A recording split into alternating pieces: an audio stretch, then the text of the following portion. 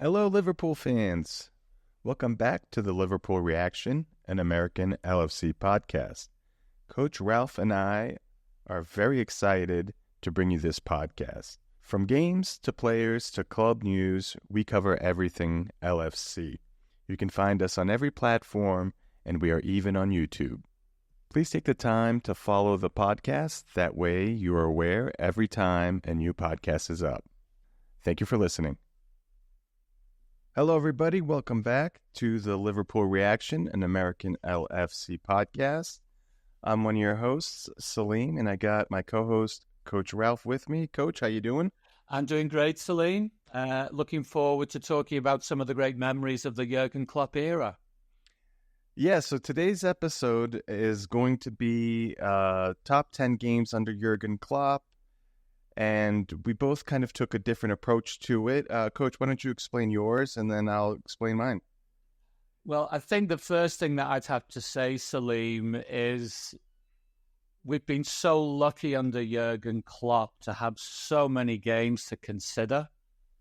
I know he's always defined in comparison to Pep Guardiola, but I think one major difference between the two, if you think of their greatest games, is pretty much Manchester City go out and they just kind of walk over their opponents and maybe there's a trophy at the end of the day.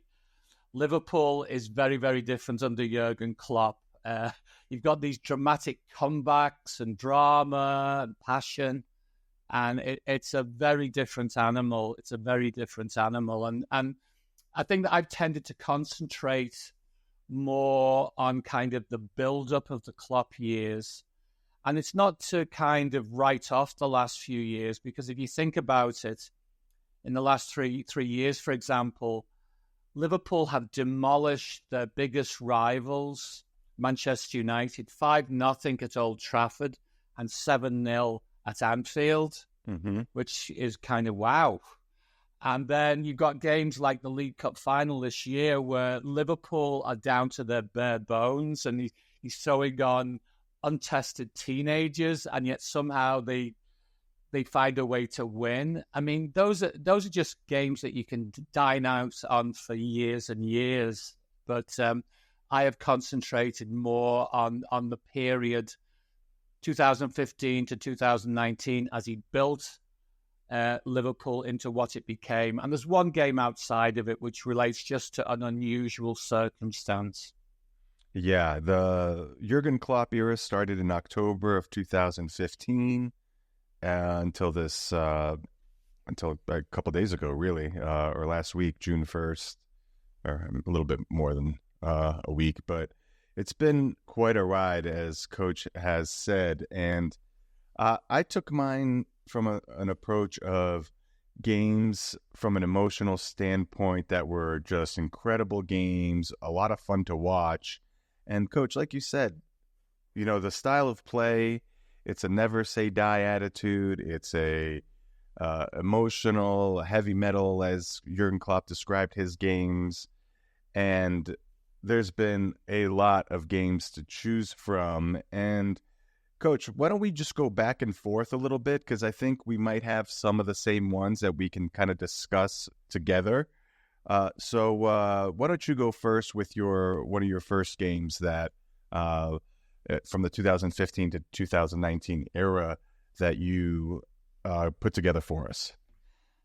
Okay, well, I'm going back to November of 2015. It was kind of maybe a month or a few weeks into his reign, as it were. And he'd already given notice that he was starting to change the style of Liverpool because they had a big win at Stamford Bridge. But then they went to Manchester City, and of course Manchester City is a recurring theme with Jurgen Klopp, but this was pre-Pep Guardiola. And I remember they went to Manchester City. It was in November. It was right around Thanksgiving time in the USA, and I was out. And I was delayed getting back home to watch the game, so I was kind of following it on the BBC. And I think Liverpool might have scored a couple of early goals, because by the time that I got home, they were already in the lead. And it was a game that they ended up winning 4-1. And It was like the first real time. As I said, Chelsea had given us a little bit of a hint of this, but you really saw what the Jurgen Klopp style was going to bring to Liverpool Football Club. And they really took the game to Manchester City, and they overran them with a 4-1 win. And it was just a fantastic performance. Everyone got very excited, of course, but they got excited without realizing that you don't build a great team in a day or two. It was just a hint. It was a hint, as I say, of what was to come. Yeah, that was the Manuel Pellegrini years, I believe. It was, yeah. It was pre-Pep. Yeah. I don't think that they were champions at the time. I think Chelsea might have won the league the year before, but it was 2 years after they'd pipped Brendan Rodgers' Liverpool to the title. That's right. Yeah. My I don't have that game. My first game is from January 23rd, 2016. It's the Norwich City 5-4 game where a couple goals were scored in the last couple minutes, and Lallana scores the goal where he hits the ball into the ground and it just bounces into the net. And that's one of the first big emotional games for me, because they all ran to Jurgen Klopp and jumped on his back, and I believe somebody actually broke his glasses during that game, during the celebration to win the game 5-4. It was everything you can expect out of an emotional, heavy metal, helter-skelter type game. Goals everywhere, twists and turns throughout the game, and then Lallana wins it at the death. Right. Well, I have to say snap on that one, because I have listed the Norwich City game. And I think during this building period with Klopp, we had games like the Manchester City game that I mentioned and Chelsea before that, where Liverpool went away and they beat the top teams and they beat them convincingly. But then they had so many times when they would play against some of the lesser teams and they might struggle. And I guess Norwich City, in comparison to the aforementioned teams from the Big Six, you might say, well, that's a game that Liverpool should win easily. But it was anything but, and it was so wild. It was so wild. And I'd point out that during this era, I can remember a game at Bournemouth where they lost 4-3. Mm-hmm. You know, the boot was on the other foot. And you're coming away from the game and you're saying, how did Liverpool lose that game? And I guess it was just kind of, again, it was part of this building up process where they were totally committed to going forward, leaving them a little vulnerable at the back, and they didn't have the personnel in place yet. There was no Van Dijk, there was no Alisson, and yet at the same time they still had this attacking threat and excitement at the other end, and I think the Norwich game exemplified that. And then you got the sheer passion of the dramatic winning goal in injury time, and everybody's over to the manager, and you're right, the glasses were broken, and everyone's going nuts, everyone's going wild, and I think these are reasons why Jurgen Klopp became who he became in Liverpool and on Merseyside. There was just something about him. Yeah, the passion was absolutely there, and I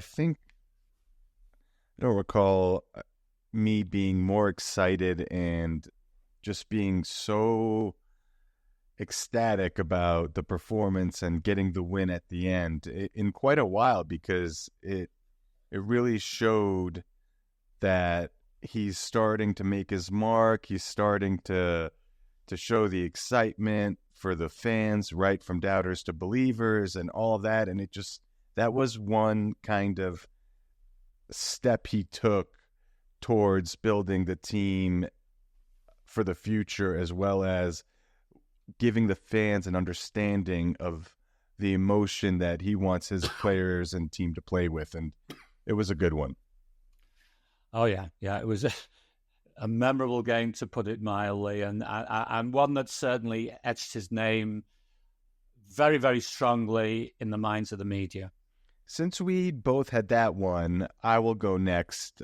And My next one is from April 14th, 2016, Europa League, second leg against Borussia Dortmund.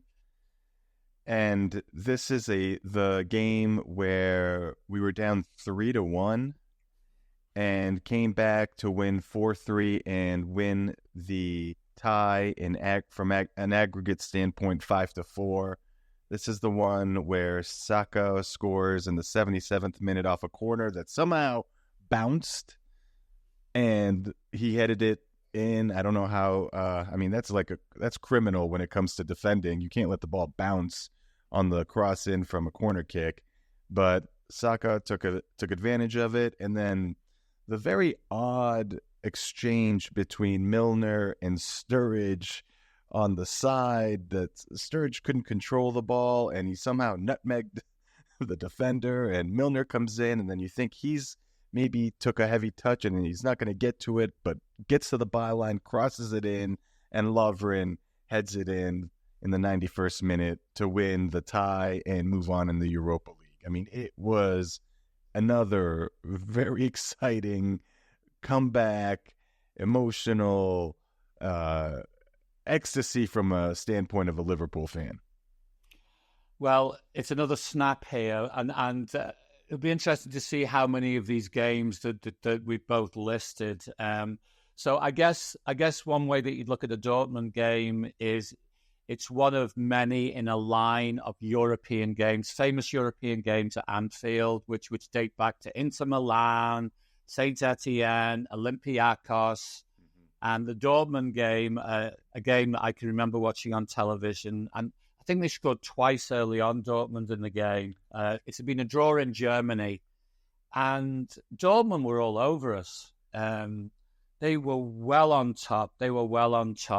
And I think you're right. I think Liverpool pulled a goal back, and then it might have been Royce, I think, that scored the third goal. Yeah, early in the second half. Yeah. And so Liverpool have to score 3 goals. I think Coutinho might have scored. Yep, he scored. And then you got the 2 defenders scoring late on, and I mean, obviously they were good players, but I both think that they had their weaknesses is how I would put it, and as with so many of these games that we're discussing, you come away from it at the end of the day and there's kind of disbelief. Yeah, did I just see what happened? Because Liverpool looked dead and buried, and as I say, Dortmund were well on top, but yet somehow there is this thing, and I was seeing something. I was reading it. Just a list of top players and managers talking about Anfield. Yes, and the unique atmosphere that it can have, and I think that was one of those nights where somehow the crowd gets involved, and things that you can't see coming come.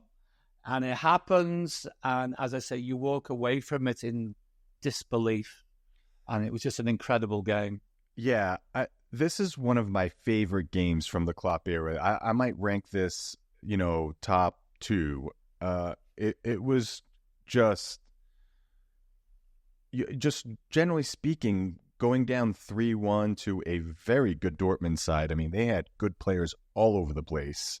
If you look at their lineups, I mean, you got Aubameyang, you got Mkhitaryan, you got Rice, you got Gundogan. I mean, the list goes on and on. I mean, they're an excellent team with very good players. And for some reason also, because of the groundwork that Klopp already kind of had laid down, I mean, we're still less than a year in. We're 8 months in here, not even 6 months in. And we have already had a couple of these with the Norwich game, and then there was belief. I didn't, even though we were down 3-1, I wasn't down and out. I didn't think the game was over. I thought, okay, we need to get a quick one back. Coutinho does that, and then anything can kind of happen from there. And that's why I think when we look at games and look throughout his era, we going down a goal like especially this past season, as frustrating as it was, like, oh my God, they conceded again first. There was always an understanding and a belief that, hey, this team has done it. This manager instills the confidence in this team not to get down on that and to keep going. And that's what was just incredible about this game. Right. And actually, obviously, Jurgen Klopp's a big part of that. But looking back on my lifetime of supporting the Reds, Liverpool just have a history of this. That's true. I mean, because you think back, and I mean, obviously there was Istanbul, there was the Michael Owen final, that Steven Gerrard final in the FA Cup. Liverpool just have a history, and I know every fan thinks that their team is special, and maybe they are, but Liverpool just have so many iconic games in recent decades. We're just very fortunate. We're just very fortunate as fans. Yeah, for sure. Coach, I'm going to go again because now you have 3 games, I have 2. So just to kind of keep things even here. My next one is Manchester City game in January 14th of 2018. This is the 4-3 game where Salah chipped Ederson after Ederson miskicked the ball, and then Bernardo Silva and Gundogan get a goal back to make it really tight at the end. But Liverpool for 75 minutes were just all over a high-powered Manchester City team. Right. Well, I have this game too, but I have a game in between it as well. So I don't know whether you want to. Yeah, let's back up. Yeah. So I'm going to back up to the very first game. I think it was of that season. Actually, it might have been the year before. Now that I think of it, it might have been the year before because Mo Salah hadn't signed at that time. Manchester City, obviously, Salah was front and centre in that game. But I'm going back to August of 2016, and it was the start of Jurgen Klopp's first full season at Anfield. And over the summer, he had signed from Southampton a player that was going to have a very significant say in Liverpool's history over these years, and that was Sadio Mane. And the opening game of the season, they had a tough task going down to play Arsenal down at the Emirates. And Arsenal scored, I think, fairly early on. And again, I was watching it on the TV. And Liverpool, actually, I felt were pretty poor in the first half. They were losing, and I think Arsenal could have scored more. And then just before half-time, Coutinho scored an incredible free kick. And out of nothing going into the halftime break, Liverpool are 1-1. And they came out for the second half, came out a totally different side. And for about 10, 15 minutes or so, they totally overran the Gunners, going from 1-1 to 4-1. One of them, an incredible Sadio Mane game where he's up the right wing, cuts inside, beats a couple of players, curls it into the far post. And if I'm not mistaken, again, we see he runs over to the side and he jumps onto Klopp, except Klopp turns around, he jumps on his back. Right. And I think Klopp's glasses came off again. I don't think they were broken, but again, you're seeing a rerun of the Norwich game. And I guess coming forward to the game that you mentioned, Manchester City, by this time you got Mo Salah in the team. And Manchester City that year was Guardiola's second term at City. And they came into that game unbeaten. And they were on their way to a 100-point Champions win that year. And Liverpool absolutely carved them apart. Again, there was a period in the game, I think it was after half-time, like the Arsenal game, where they absolutely overran Manchester City. Mm-hmm. And I think one of the things that I'd have to say about the Klopp versus Guardiola, I mean, Guardiola's tended to win pretty much most of the things that he's tended to go for consistently. He hasn't always won everything. I mean, like we saw that recently with the FA Cup defeat to United. But the only team that I ever felt has actually taken the game to Manchester City during the Guardiola era is Liverpool. Yeah. And if you actually look at that game, the Manchester City game in January of 18, Liverpool beat Manchester City 3 times in a very short period of time. Because right after that, that's when they played in the Champions League, a 3-0 win at Anfield for Liverpool, and then 2-1 at the Etihad to Liverpool. And I could have listed all of those games. I agree. Yeah, I looked at those. Yep. I think the 4-3-1 has to be the prime one. And I think it's just because of the way that the team that everybody was heralding as unbeatable was absolutely demolished. And again, I think one of the characteristics of the Klopp era is they put so much energy in that they tend to run out of gas late in the game. Yeah, and that's when City scored their 2 goals. And actually, coming forward to the present times, that's one of the ways this year that I think Klopp was a big thing about the 5 substitute rule. Right. You know, he's used the 5 substitute rule as a way to try to get over that weakness in Liverpool because of the style and the intensity that they play at. Yeah, that's a good call out. You're right. Yeah. Again, the highs of high when Salah chipped Ederson and then, you know, Bernardo Silva scores at the short post, and then Gundogan, who's, very underrated as a player. I think he's fantastic. Again, just somehow, you know, gets his foot on something, and 4-3, and man, it was just nail-biting time. Funny enough, Gundogan was the one when he played for Borussia Dortmund that in that game, the 4-3 game in the Europa League, had a free kick at the end that just missed.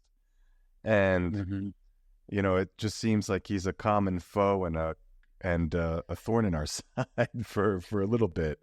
But what a game. And I remember the Arsenal game that you're talking about, and that just that run Sadio Mane made down the right side. And I mean, using his weaker foot, left foot, just smacks it into the top corner. I mean, unbelievable. The amount of goals and games that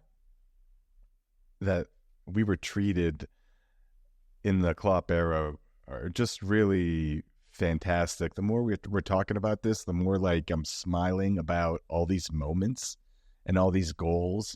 So it's really, really fun to talk about this stuff. Yep. Oh gosh, yeah.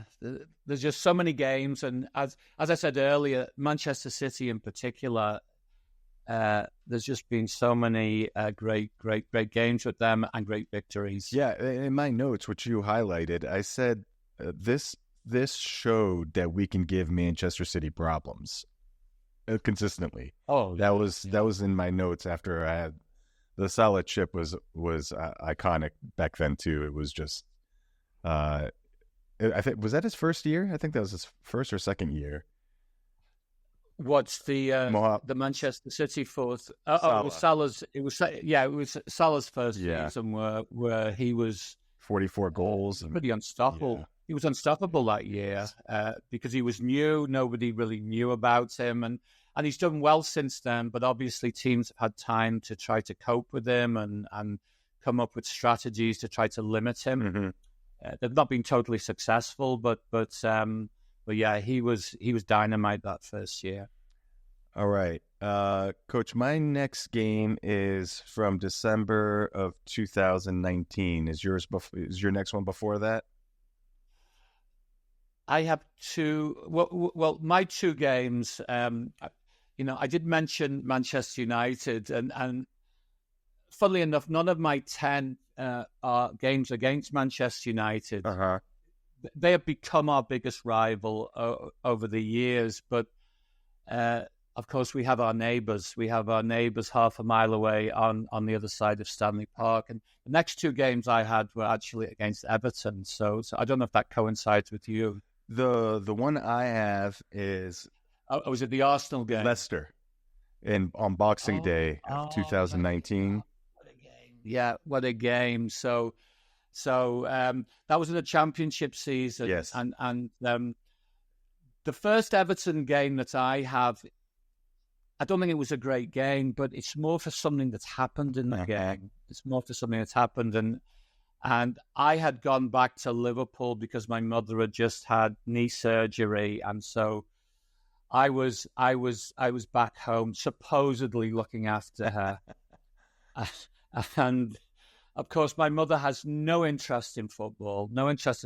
So the irony of my life is that if I want to watch Liverpool games easily, I'm better off being here in Boston than I am in Liverpool because neither my mother or my sister have an interest in football. So she'd literally come out of the hospital that day.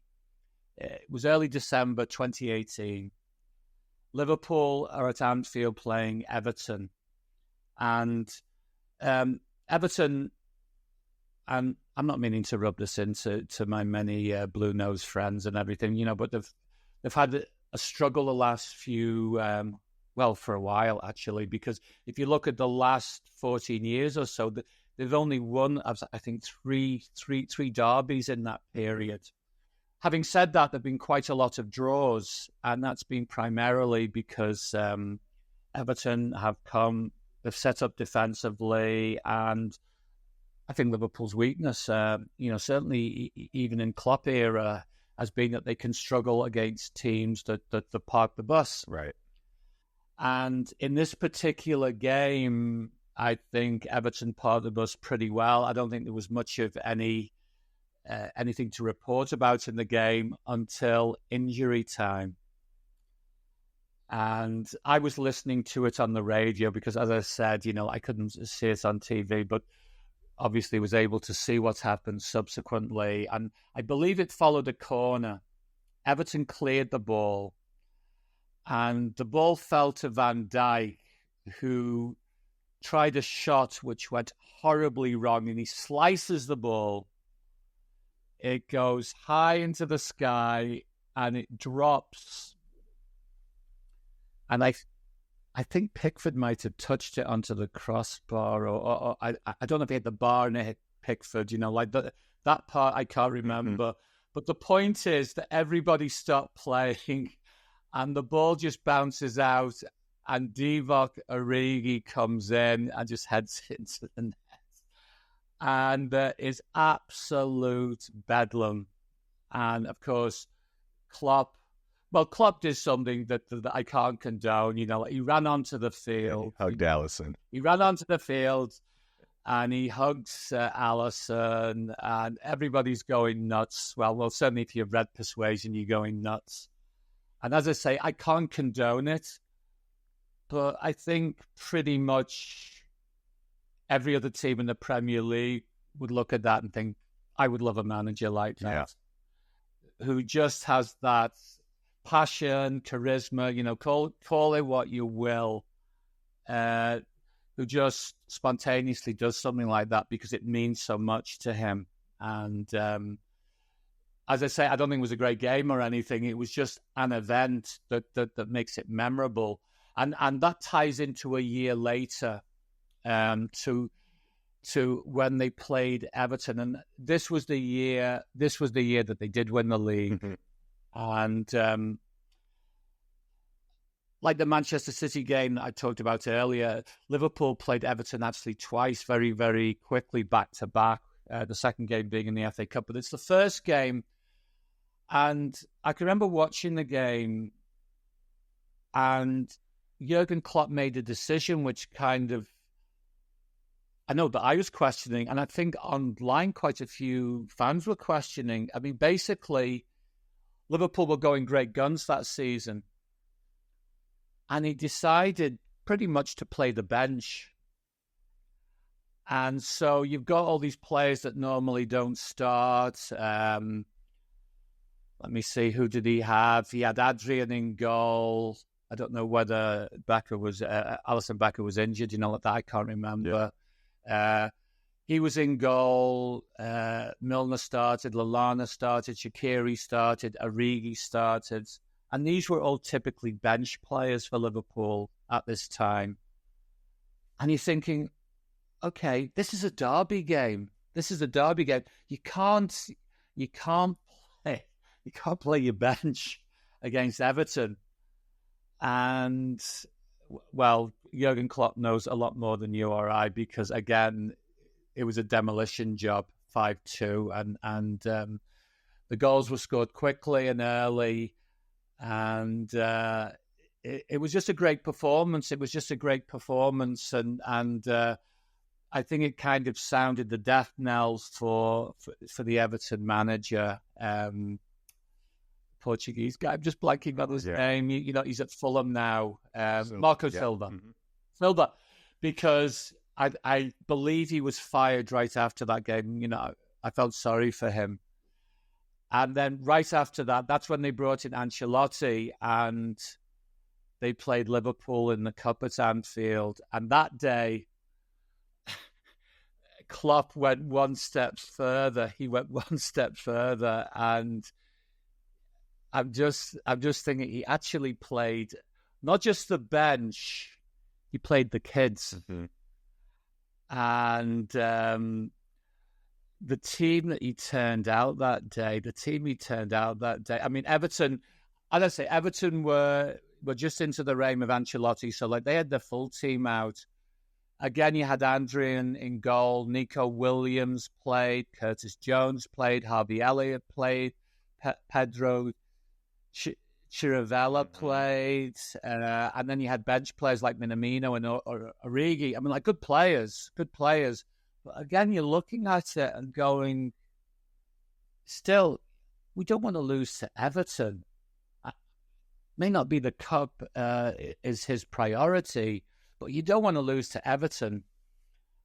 And that was one of the first games that Curtis Jones played in. And he scored that goal. Curled it to the top corner. Where he curls it into the top corner. And not only that, I mean, he's sending on young players, like Larousse went on, who now plays at Sheffield United, Brewster, who played at Sheffield United. He was sending on young players as well. And they held out for the win. And it was just kind of wow. I mean, some of the things that he did in those Everton games, which wow. Yeah.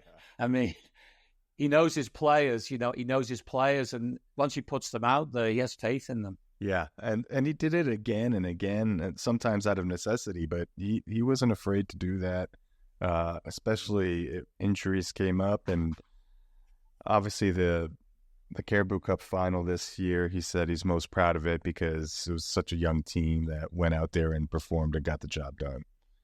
That was a good one, yeah.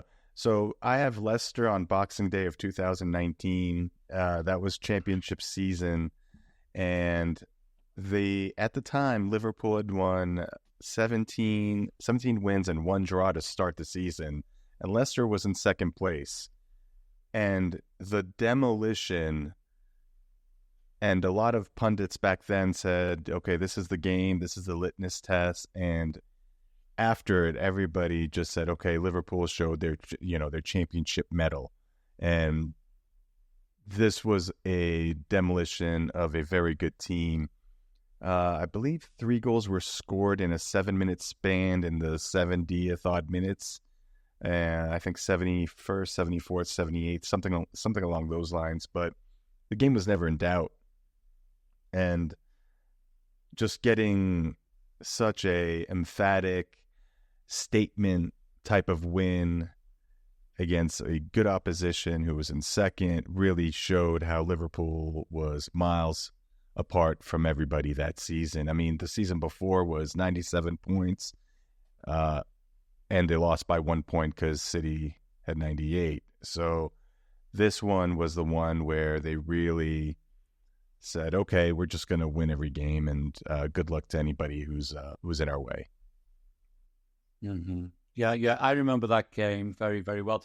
I always remember games about where I was, and I was on vacation. Actually, I was taking a Christmas holiday up in Maine, and I was supposed to be doing something that night. I can't remember what it was, but of course the game comes first. so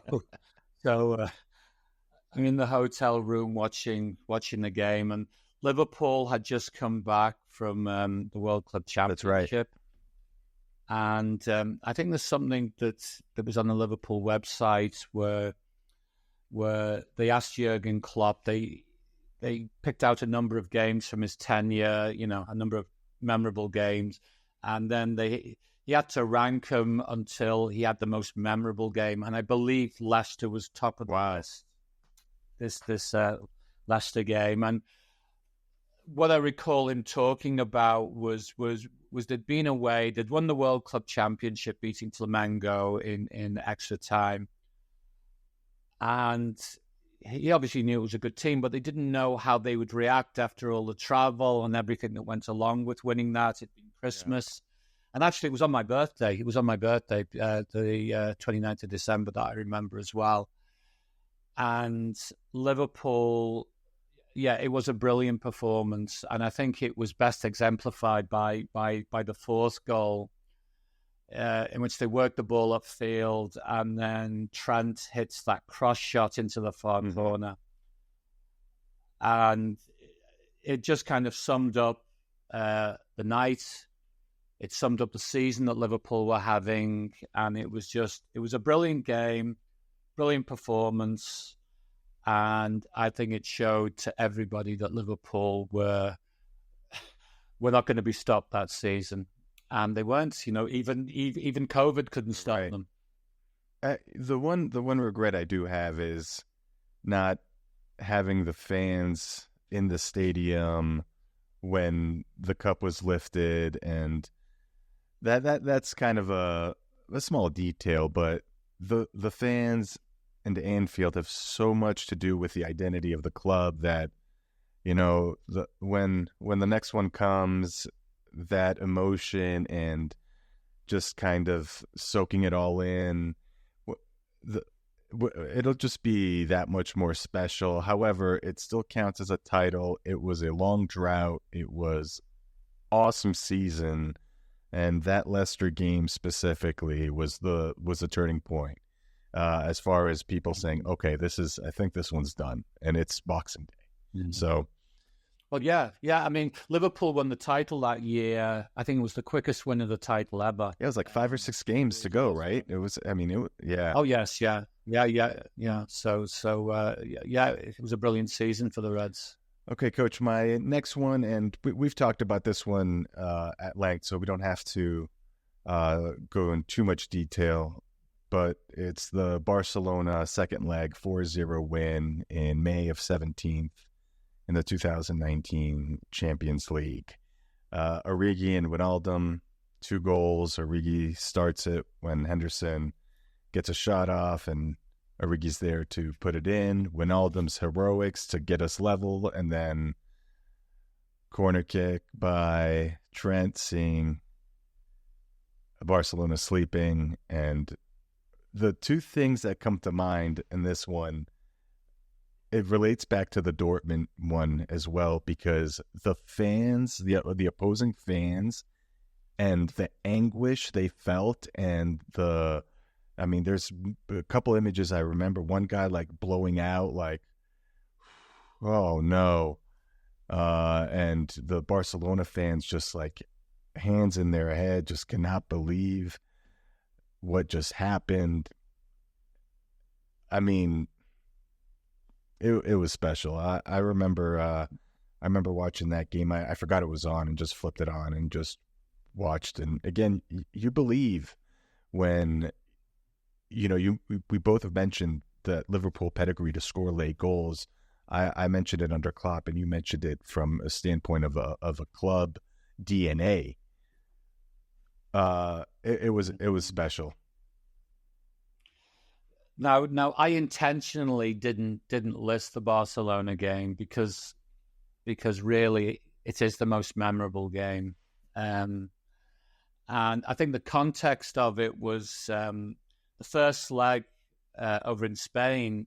Liverpool played very well, and in fact, arguably, you could say that they were the better team, but it was just one of those games, one of those nights. And of course, then they come back to Anfield, and both Salah and Firmino are missing. Salah has the never give up shirt on. Yeah. So I think the feeling was, well, we'll give it a go, but 3 goals is a bit too much. And obviously they've got Messi, they've got Suarez, and Coutinho's on that team. Coutinho was, so there's a couple of ex-Reds out there, and so this is a bridge too far.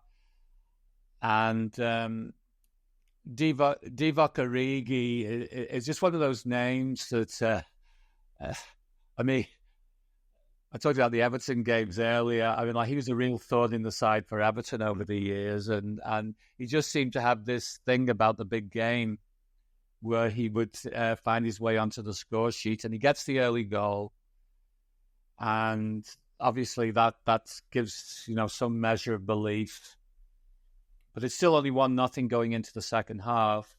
Excuse me. And then you get those 2 dramatic goals from Wijnaldum minutes apart. And like the Dortmund game, it's another famous European night, and the place is in absolute combination of ecstasy, bedlam, disbelief. You just list all the adjectives there, and then we get another moment which is unusual. The winning goal where Barcelona is setting up, and they're not concentrating, and they're not ready. And Trent does what he does, and of course, who's on the end of it but Divock Origi? And again, we just walk away. What did we just see? And you've got a player on the other team that many say is the best in the world. Some would say the greatest of all time. And I think Messi's been to Anfield a couple of times, because it's not the first time he's been there, and he does not have many happy memories of playing Liverpool. Right. That's all I can say. He doesn't have many happy memories, and it was just an unbelievable night. And a lot of people, mentioned the heads-up play from Trent to just take the corner immediately while they're not paying attention. But Origi's goal, he still had a lot to do there, and he oh yeah. Yeah, he sweeps it into the net, and he was a very underrated player. And if you look at his career, there was a game earlier. There was another derby game, and I think he might have scored a couple. And then he got a serious injury. I can't think of the name of the Everton defender. I think he was Argentinian that injured him and got red carded. Yes. And in a sense, he never really got his place back permanently in the team after that, because he was out for a prolonged period of time after that injury. And so maybe he'd have never been in the team anyway, because you had Firmino, Mane, and Salah. So he was kind of the guy off the bench, playing the Solskjaer role, as it were, or in Liverpool history, the David Fairclough role. And he just seemed to get on the end of so many things in big games. Yeah. I set this game up saying we were not going to talk about it that much because we haven't. We just can't help it. Oh, it's a great game, and again, another iconic European game, not just for Liverpool, but in the history of the tournament. Yeah, absolutely.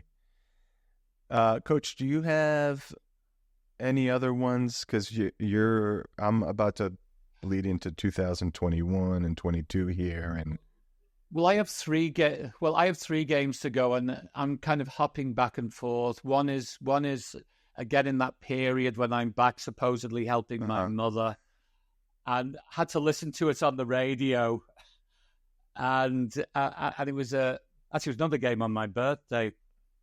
Liverpool demolished Arsenal 5-1 at Anfield, and obviously I saw the game and later on and what have you. And it's a game where Arsenal score early on, and I think they think that they're going well. And then I think Liverpool score like 3 goals in like 6 minutes or something silly like that. And one of them's the one where Firmino gets the ball and he kind of slaloms through the Arsenal defense and scores a fantastic goal. The left-footed shot, yeah. And but besides that, one of the things that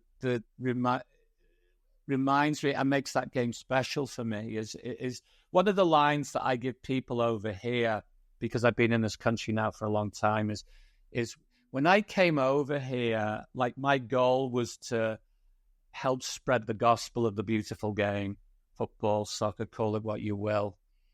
And over the years, it's certainly infiltrated into the American consciousness. And in recent years, it's changed from the gospel of the game to the gospel of Liverpool Football Club.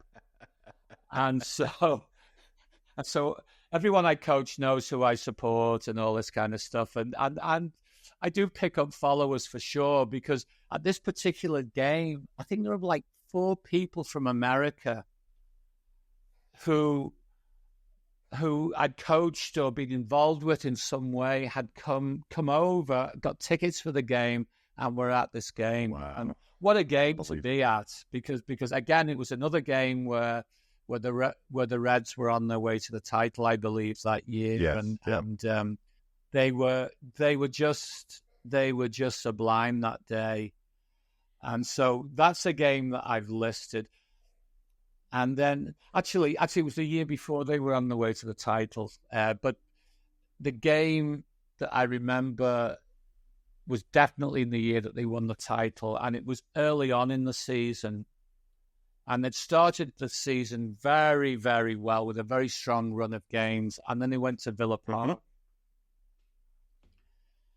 And I think we had one of the first instances. I think Villa took the lead early on. And I can't remember, Bobby Firmino scored. I can't remember if it was before the Villa goal or it was after the Villa goal. And it was one of the first instances of the hairline offside by VAR. And you're looking at it and going, they call that goal back? And anyway, so the point is, Villa played well. They were kind of thwarting Liverpool to some degree. Obviously, Liverpool was trying to get back in the game. And then we had one of those finishes that said, we are legit. The title's coming to Anfield this year. First of all, you got the Andy Robertson equaliser where he steals in at the back post and scores. And then in injury time, I think it was injury time, I can't remember who took the corner. It might have been Lallana. I'm not sure, but somebody took a corner. It's curled into the near post. Might have been Robertson. I'm not sure. And Sadio Mane comes across at the near post and deflects it, and it goes in at the back post. And you're just seeing a team that just was not going to be stopped that year, because it looked like they were going to lose. And you had the VAR incident, and you're thinking, oh gosh, this just isn't our day. And then you get those 2 late goals, and Villa hearts are broken. And it was just such a dramatic ending. I remember that game as well. I was watching it in my basement with my father. My father was in town. And I wasn't sitting because I was so frustrated. It was just kind of like a low block type of game. This was before Villa really transformed into a really, really good squad. I mean, not that they were bad back then, but they're significantly better and in better hands now and this past season and going into the future. But, and yeah, just keeping the faith and the 2 goals at the end. And I don't know, my dad went and had lunch after and just talked about the game, and it was really, really a good one to kind of spend time with my father and watch. I remember that one very well. So, so what's next on your list? I think this one we have together. This is the West Brom game. I believe same season or the year after. No. This was in the fully COVID season, and it was towards the end. And it's an interesting season that year because Liverpool at Christmas, they went down to Palace and demolished them 7-0, and they were sitting top of the table. And a huge drop in form, and then there was that massive drop in form where they lost all those home games, and it looked like they'd gone from being possible title defenders to being also ran to not even making the Champions League. Not only that, the central defenders were all injured. Well, lost all the central defenders. The heart of the team went. And one of the reasons why I really admire the manager, why I really admire Jurgen Klopp, is he'll hold his hands up and say, I made a mistake. And what he did was he totally lost all his central defense. And so he moved Henderson and Fabinho into the back four. And this coincided with the back run. And it totally unbalanced the team. And at some point, he decided, okay, I've got to do something about this. And they had they'd made a couple of panic buys, or I think they were loans, actually. The Turkish player. Yeah, I know you're talking. Yeah, I can't think of it either. And then the guy from Preston. Yeah. Mm-hmm. Yes. Who's at Rangers now, and he never played. So obviously, at some point, he sat down with his staff and said, "Look, we've got to stick him back in the field." And it was looking like a tall order to make the Champions League. And then he did something that when they start comparing Jurgen Klopp to other managers, notably Pep, he did something that I think really shows his brilliance as a manager. He put in 2 academy young defenders and said, right, we're going with these 2 guys, Fabinho and Henderson back in midfield. And so enter Nat Phillips and Reece Williams. And I mean, basically, if you look at Liverpool's season that year and you cut out that middle bit, the last 10 games and then the run up to the Crystal Palace game at Christmas, Liverpool was the best team that season. And then just a massive drop in between.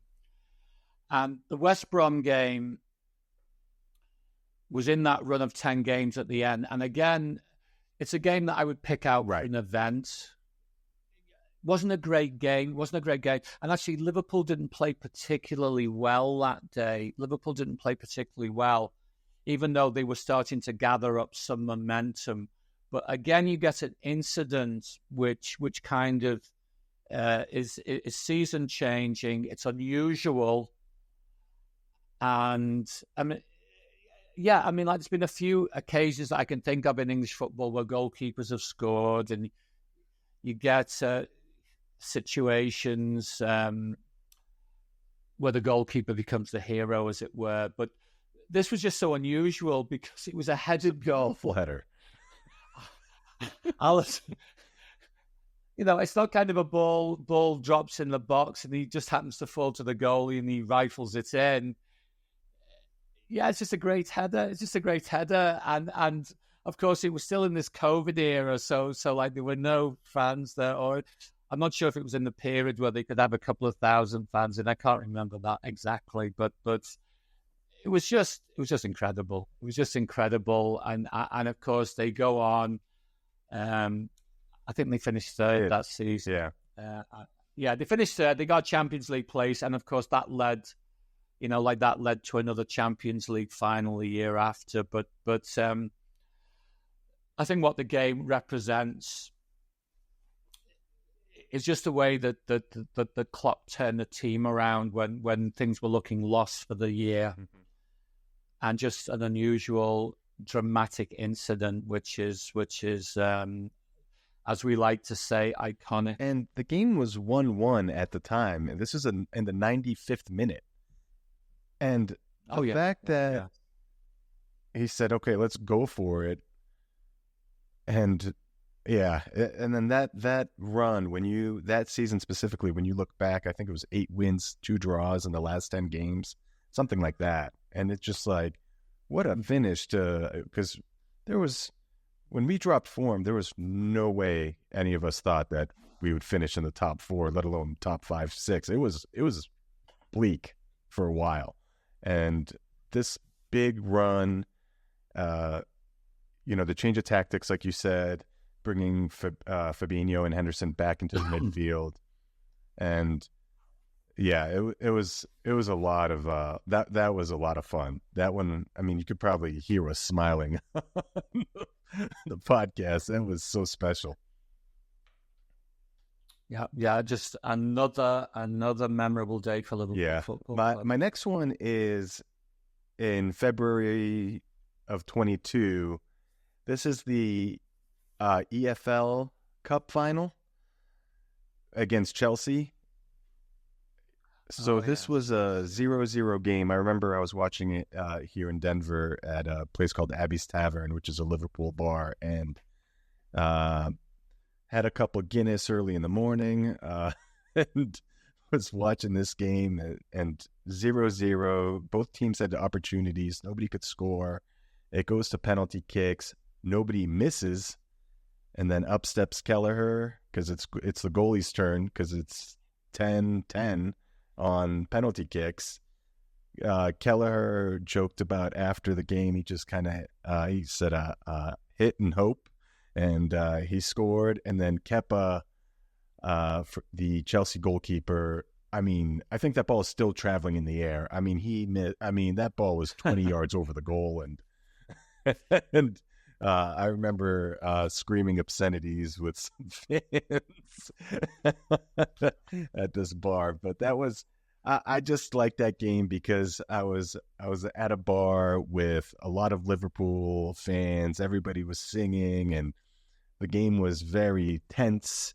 And penalty kicks are always, can be a coin flip. But the fact that nobody was missing, and then it came down to the goalies, and another cup for Jurgen Klopp and Liverpool. Right. Yeah, actually, it was a very good game. It may have been 0-0, both teams had chances, or 0-0, as they say here. But it was a good game. It was exciting, as you say. Both teams had the chances, and then the long penalty shootout. And one thing that I remember about the penalty shootout was, obviously Kepa had a bit of a reputation because of what happened the year before when they played City in the final, and he refused to come out of the game. So he had a little bit of an attitude, and I don't know if you remember, but when he faced the Van Dijk penalty, he did that silly little thing where he intentionally stood to one side of the goal, just a little bit more to say, go on, hit it in that side, which is something that we used to do as kids. And Van Dijk looks at him and just rifles it into the narrow end with just the sheer power of the shot. And that's one thing that I remember before we even get down to the drama of Kelleher versus Kepa for the last kick. And again, the fact that you win a penalty shootout after so many penalties, but it's your goalkeeper wins it. Again, one of these unusual LFC facts. Yeah.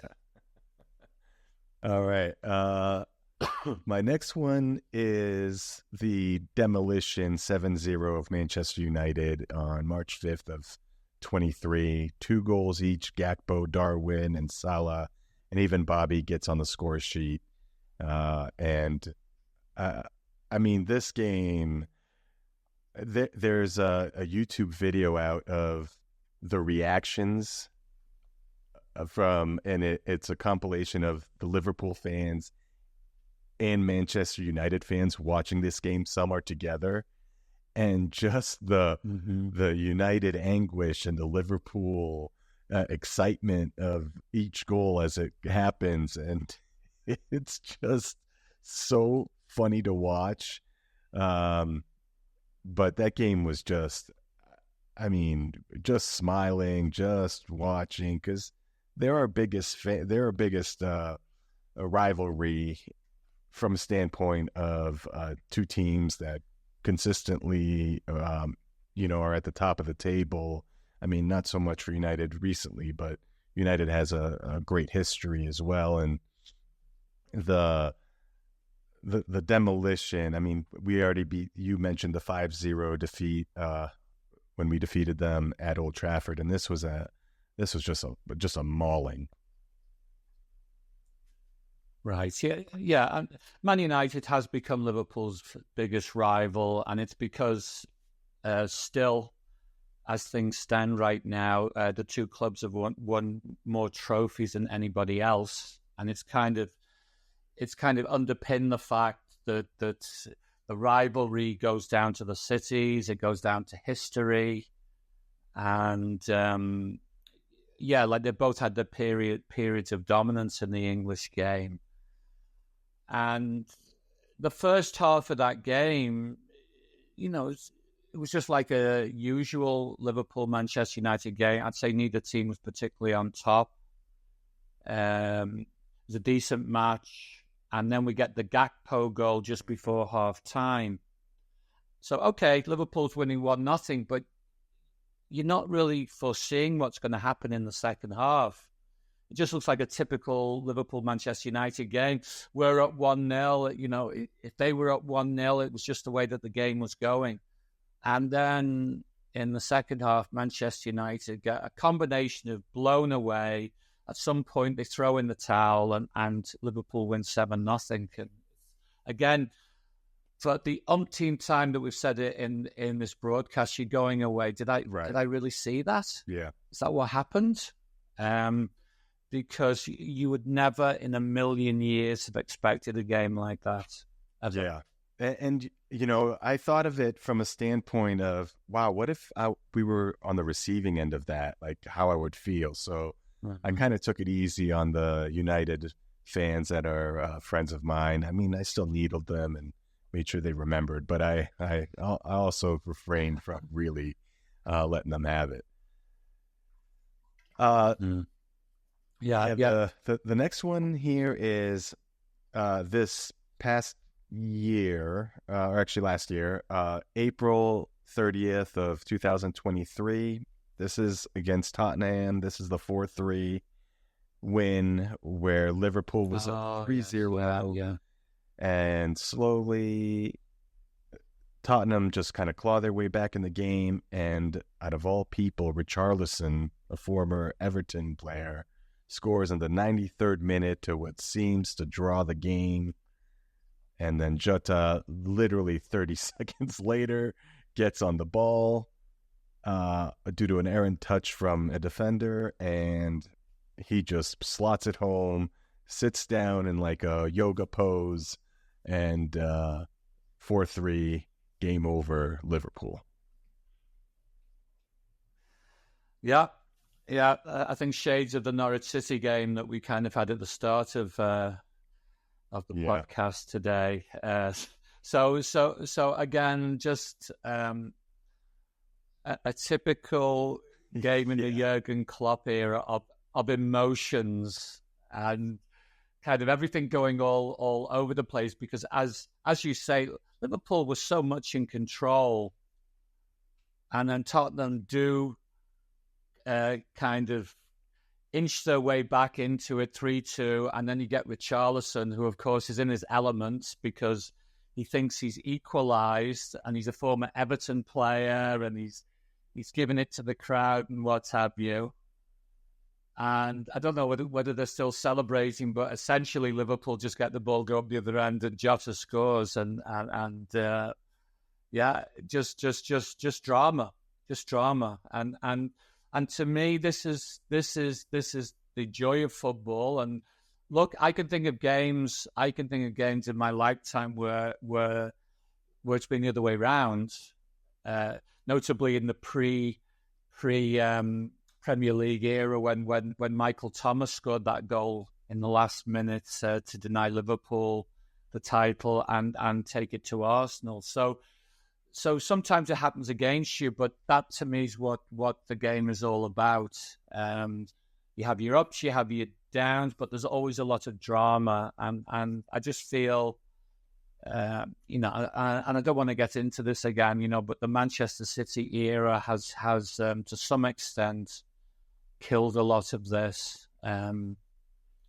But yeah, I mean, just a typical game of the Jurgen Klopp time in charge, very much so. Coach, you're out of games, right?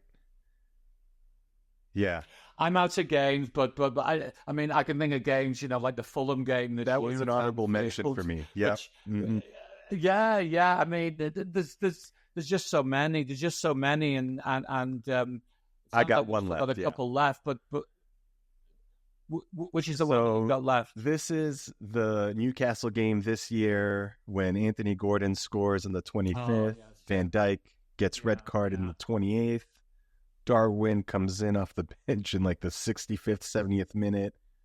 2 chances, 2 goals, good night, 2-1 victory to Liverpool. Right. That was dramatic, and I feel sorry for Darwin Núñez because and we've talked about this before on the podcast. I just think that part of the dialogue around him relates to the fact that he was signed at the same time as Erling Haaland, and I think Haaland is on his way to be the best ever, possibly. In that position, I think Núñez is a good player, and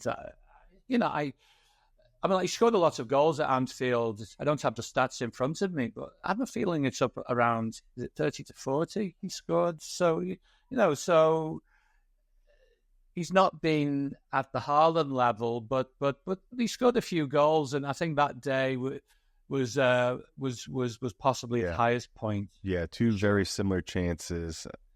I mean, yeah, that was the definition of stealing a game. I mean, down a man, down a goal, and just kind of battled. And after that game specifically, there was a lot of videos online about what Jurgen Klopp did, and we did mention this, how he narrowed the forwards so they could kind of own the midfield when they got the ball back, and 2 passes, 2 goals, and it was, I mean, I can still hear Núñez screaming after the first goal. You can see him run around the goal, and he's got this high-pitched scream that goes even over the broadcasters talking about it. It was so loud. And, I mean, these are 10 games that we've each chosen, and there are so many more, but these under the Klopp era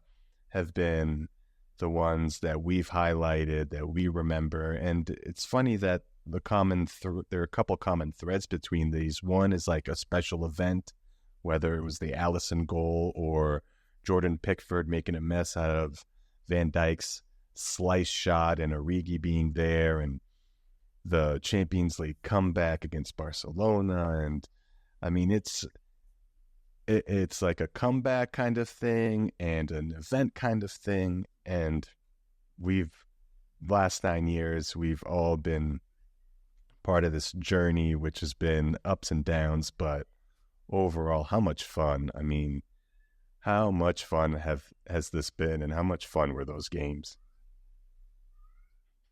Yeah.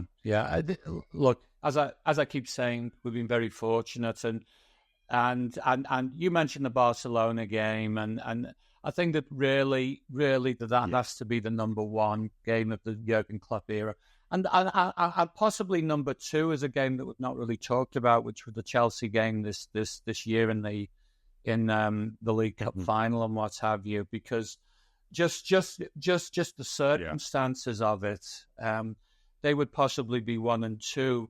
But the fact is that you go beyond those games and you can put them to one side, and you can come up with so many other games that are kind of, wow, what memories, what great games, what occasions, what events, and we're just very, very lucky. Yeah, it's been quite a ride. Well, Coach, 10 games each down.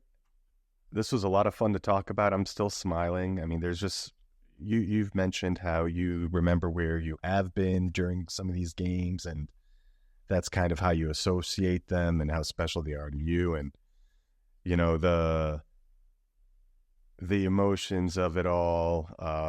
It's just been, it's a fun exercise, and it's one that kind of puts you in a good mood because you remember those times and where you were and who you were with. And that's the great thing about sports in general, and especially the beautiful game that we love so much, being football, soccer, or whatever you want to call it. Mm-hmm. Yeah. Oh, yeah. Yep. Yep. Well, yep. I think, Coach, that's going to wrap it up. We went an hour and 10 minutes, a little bit over our usual, but I think we could probably spend another 2 hours talking about all these games. And I hope everybody enjoyed this. It was a fun exercise. Please let us know if you guys have any games that maybe we might have missed or not talked about that are special to you. We'd love to hear about them. Everybody take care, and we will see you next week. Okay, take care, everyone. Bye now. Liverpool fans, thank you so much for listening to the Liverpool Reaction, an American LFC podcast. We hope you enjoyed the show and would greatly appreciate your support. Please leave a 5-star review and feel free to email us at tlrlfcpodcast@gmail.com. Looking forward to hearing from you. Till next time.